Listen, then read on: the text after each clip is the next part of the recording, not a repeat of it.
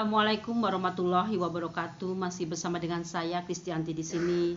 Apa kabar kalian semua, sahabat-sahabatku, dimanapun kalian berada?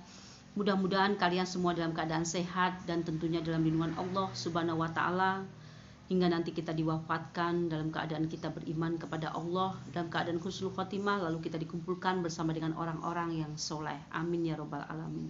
Sahabat-sahabatku yang dirahmati Allah, kemarin ada beberapa orang yang menyudutkan saya, mempertanyakan kenapa Ibu Kris ini menjelekkan agama yang lalu. Kemudian yang kedua, kenapa Ibu Kris selalu mengatakan orang-orang kafir. Intinya mereka tidak terima dengan saya menyebut orang kafir. Sahabat-sahabatku yang dirahmati Allah, akan saya kasih sedikit pemahaman ya, agar lebih paham dari sebelumnya. Saya tidak menjelek-jelekkan agama yang lalu. Bahkan saya mengimani bahwa saya sangat mencintai Yesus dan saya mengimani beliau sebagai nabi, karena memang beliau adalah utusan Allah, Rasul Allah yang patut saya imani, patut saya cintai. Dan insya Allah saya berjalan di muka bumi ini mengikuti petunjuk-petunjuk dari Yesus itu sendiri. Sahabat-sahabatku yang dirahmati Allah,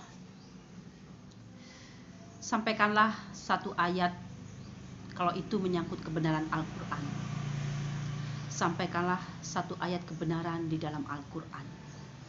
Dan ini yang sedang saya jalankan, sahabat-sahabatku. Saya menyampaikan apa yang terkandung di dalam Al-Quran. Jadi sahabat-sahabatku yang dirahmati Allah, yang di luar sana yang mengira bahwa saya menjelek-jelekkan agama yang lalu, sungguh saya tidak menjelek-jelekkan, karena memang saya sangat mencintai Yesus. Saya mengakui bahwa beliau adalah seorang nabi, dan saya mengikuti petunjuk beliau, ajaran-ajaran beliau. Sahabat-sahabatku yang dirahmati Allah, kebenaran Al-Quran ini yang saya sampaikan sedikit banyaknya kepada kalian semua, orang-orang yang di luar sana yang belum mengimani Al-Quran, mengenai kalian mau beriman atau tidak, mengenai kalian mau menerima atau tidak, itu kembali berpulang kepada pribadi masing-masing, karena memang hidayah itu hanyalah milik Allah, dan kita hanya berkewajiban untuk mengusahakan semaksimal mungkin untuk mendapatkan hidayah itu. Lalu yang kedua, kafir. Definisi kafir itu adalah orang yang menutup diri, orang yang tidak mengakui kebenaran, orang yang ingkar. Tentunya keingkaran dan menutup diri ini kepada Allah. Allah Tuhan yang satu, Allah yang Tuhan yang patut kita ibadahi, Allah Tuhan yang patut kita sembah, dan menutup diri dari ingkar dari bahwa mereka tidak mengakui bahwa Nabi Muhammad ini adalah nabi terakhir, tidak mau mengakui bahwa Nabi Muhammad ini adalah utusan Allah. Jadi bagi mereka yang merasa tidak menerima kalau dikatakan kafir, saya harap memahami definisi kafir ini. Kalau memang mereka tidak menyembah Allah dan tidak mengakui bahwa Nabi Muhammad adalah utusan Allah, mau tidak mau mereka lah yang dianggap orang-orang kafir sesuai dengan petunjuk di dalam Al-Quran. Sahabat-sahabatku yang dirahmati Allah, ini akan saya bacakan surat Ghafir ayat ke-10 hingga ke-22. Insya Allah dipahami buat mereka yang masih tidak paham. Insya Allah akan dimengerti. Ini ayat ke-10, sahabat-sahabatku. Sesungguhnya orang-orang kafir, kepada mereka pada hari kiamat diserukan, sungguh kebencian Allah kepadamu jauh lebih besar daripada kebencianmu kepada dirimu sendiri. Ketika kamu diseru untuk beriman kepada Allah, lalu kamu mengingkarinya. Ini ayat ke-10 ini adalah orang-orang yang diseru untuk beriman kepada Allah, tapi mereka tidak mau, mereka ingkar, mereka tidak mau dan menolak. Dan nanti di hari kiamat nanti, kebencian Allah sangat besar kepada mereka, bahkan kebencian Allah melampaui rasa benci mereka sendiri kepada diri mereka sendiri. Ini ayat ke-10 ya teman-teman, jadi sedikit dipahami, mudah-mudahan yang belum paham jadi paham, yang udah paham jadi lebih paham lagi. Dan ayat ke-11, mereka menjawab, "Ya Tuhan kami, Engkau telah mematikan kami 2 kali, dan Engkau telah menghidupkan kami 2 kali pula. Lalu kami mengakui dosa-dosa kami. Maka adakah jalan bagi kami untuk keluar dari neraka?" Di ayat ke-11 ini mereka bermohon kepada Allah. Mereka sudah mengakui dosa-dosa mereka karena mereka tidak beriman kepada Allah, dan mereka untuk memohon kepada Allah untuk bisa keluar dari api neraka. Tapi sungguh di yaumul akhir nanti, di akhirat nanti tidak ada tawar menawar. Sudah dipahami sahabat-sahabatku bahwa kehidupan dunia ini, kematian itu adalah penutup segala amal perbuatan kita, penutup dari segala keimanan dan ketakwaan kita, hingga nanti kita dipertanggungjawabkan di hadapan Allah, termasuk golongan mana kita nanti. Ini yang ke-12. Yang demikian itu karena sesungguhnya kamu mengingkari apabila diseru untuk menyembah kepada Allah saja, dan jika Allah dipersekutukan, kamu percaya, maka keputusan sekarang ini adalah pada Allah yang maha tinggi lagi maha besar. Di ayat ke-12 ini dikatakan bahwa sudah ada tidak tawar menawar ya, seperti yang tadi saya sampaikan. Lalu yang di ayat 13, dialah yang memperlihatkan tanda-tanda kekuasaannya kepada kamu dan menurunkan rezeki dari langit untukmu, dan tidak lain yang mendapat pelajaran hanyalah orang-orang yang mau kembali kepada Allah.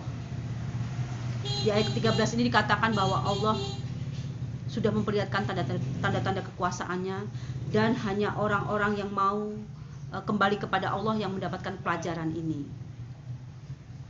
Artinya orang-orang yang mau beriman kepada Allah yang mendapatkan pemahaman ini. Di ayat ke-14, maka sembahlah Allah dengan tulus dan ikhlas, beragama kepadanya meskipun orang-orang kafir tidak menyukainya.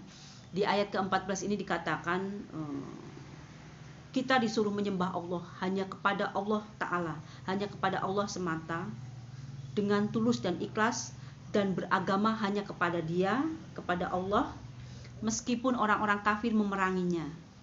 Ini yang dirahmati Allah. Saya teruskan di ayat yang ke-15.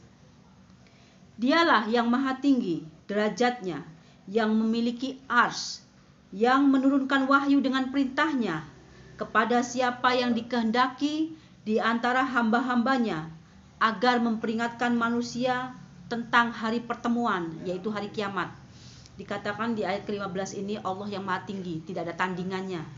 Allah yang memiliki arsy, Allah yang menurunkan wahyu kepada nabi-nabi, kepada rasul-rasul, dan untuk mengingatkan manusia, mengingatkan hamba-hambanya, mengingatkan kepada makhluk-makhluknya, bahwa nanti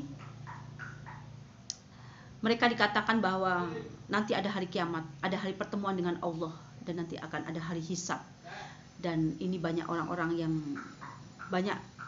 yang terdahulu dan sekarang masih banyak yang ingkar dan tidak mau mengakui bahwa nanti akan ada hari kiamat.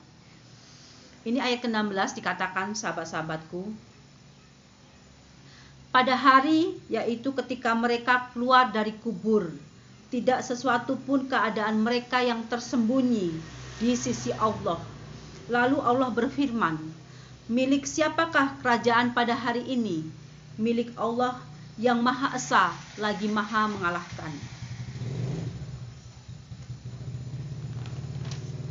Dikatakan di situ bahwa nanti tidak ada yang tersembunyi sedikit pun, dan tidak ada yang luput dari penglihatan Allah.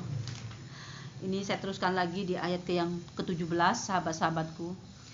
Pada hari ini setiap jiwa diberi balasan sesuai dengan apa yang telah dikerjakannya. Tidak ada yang dirugikan pada hari ini. Sungguh Allah sangat cepat perhitungannya.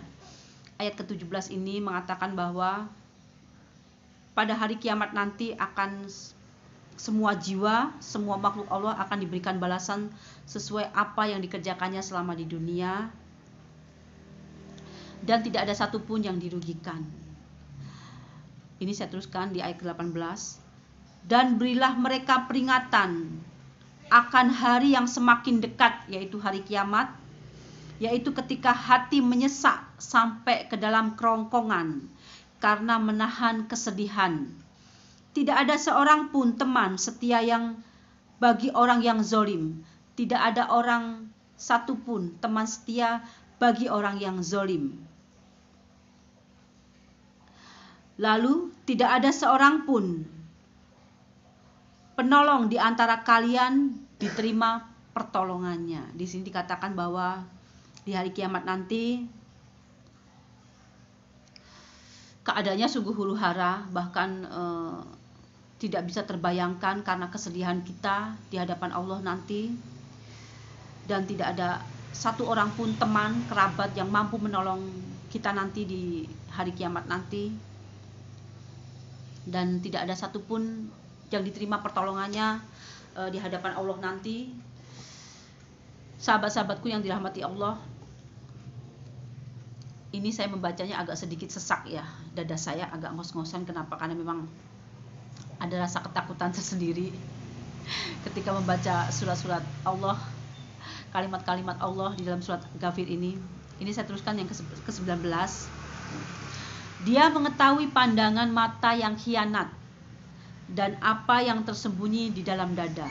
Di ayat ke-19 ini Allah Maha tahu, Maha mengetahui siapa hamba-hamba makhluk-makhluknya yang khianat, yang menyembunyikan sesuatu, baik maupun buruk. Allah Maha tahu. Dan jadi nanti di hadapan Allah nanti tidak ada kita berbohong ataupun kita bahasanya ngeles atau apalah, itu Allah Maha tahu. Jadi sungguh nanti di hari kiamat ini hari huru-hara yang setiap jiwa pasti akan merasakan ketakutan yang sangat luar biasa. Dan bagi orang-orang yang beriman, yang mengimani Allah dan Rasulullah, nanti akan diteguhkan keimanannya di hadapan Allah. Mudah-mudahan kita nanti bisa menghadapinya ya. Ayat yang ke-20 ya.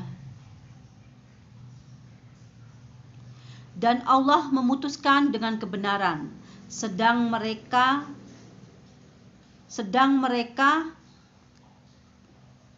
yang disembah selain Allah tidak mau memutuskan dengan sesuatu apapun. Sesungguhnya Allah, Dia yang maha mendengar lagi maha melihat. Jadi ini yang ayat 20 ini dikatakan bahwa Allah yang menguasai semuanya, Allah yang memutuskan semuanya, Allah yang memutuskan kebenaran, sedangkan mereka yang menyembah selain Allah tidak sedikit pun mampu berbuat apa aja. Teman-temanku, sahabat-sahabatku, ini yang ayat yang ke-21. Sahabat-sahabatku, dan apakah mereka tidak mengadakan perjalanan di bumi, lalu memperhatikan bagaimana kesudahan orang-orang sebelum mereka? Orang-orang itu lebih hebat kekuatan daripada mereka, dan lebih banyak peninggalan-peninggalannya di bumi. Tetapi Allah mengazab mereka karena dosa-dosanya, dan tidak ada sesuatu pun yang melindungi mereka dari azab Allah. Jadi ini dikatakan di ayat 21 ini, sahabat-sahabatku, orang-orang terdahulu yang sudah lahir lebih lama, ribuan tahun yang lalu dari kita. Kita ini umat akhir zaman, umat yang sekarang-sekarang ini. Orang yang dulu pun ditimpa azab karena dosa-dosanya, karena mereka ingkar. Bahkan orang-orang terdahulu itu lebih kuat daripada kita sekarang, kekuatannya lebih besar, dan peninggalan-peninggalannya lebih banyak di bumi ini. Tapi mereka itu diazab oleh Allah karena mereka ingkar. Apalagi kita yang orang-orang yang mungkin lebih lemah ya, dan orang-orang yang datang, orang-orang kita ini di akhir zaman ini masih juga ingkar kepada Allah Subhanahu wa taala. Ini ayat yang terakhir yang ke-22 ya, sahabat-sahabatku yang dirahmati Allah. Yang demikian itu adalah karena sesungguhnya rasul-rasul telah datang kepada mereka dengan membawa bukti-bukti yang nyata, lalu mereka ingkar, maka Allah mengazab mereka. Sungguh Allah Maha Kuat, Maha keras hukumannya. Ini ayat terakhir ini dikatakan bahwa sudah banyak rasul-rasul yang didatangkan oleh Allah, sudah banyak utusan-utusan Allah yang didatangkan kepada kita semua, baik ribuan tahun yang lalu maupun umat kita yang sekarang ini, tapi kita masih ingkar kepada Allah. Dan ini dikatakan di sini ayat terakhir ini 22 ini yang saya sampaikan ini, Allah itu maha keras hukumannya, sangat pedih, dan mudah-mudahan kita jangan sampai kita yang umat terakhir ini, umat di akhir zaman ini, mudah-mudahan kita berdoa semuanya, mudah-mudahan Allah tidak menimpakan azab kepada kita, karena di era kita ini, di umat-umat kita sekarang ini masih banyak yang ingkar kepada Allah Subhanahu wa Ta'ala. Ini sahabat-sahabatku yang tadi mempertanyakan masalah kafir, mudah-mudahan dipahami, mudah-mudahan mengerti, semakin paham tentang Islam, semakin paham tentang kebenaran Al-Quran, dan mudah-mudahan kalian semua mendapatkan hidayah dari Allah, mudah-mudahan dipermudah jalan untuk mendapatkan petunjuk dari Allah Subhanahu wa Ta'ala. Sekian video dari saya, terima kasih dan assalamualaikum warahmatullahi wabarakatuh.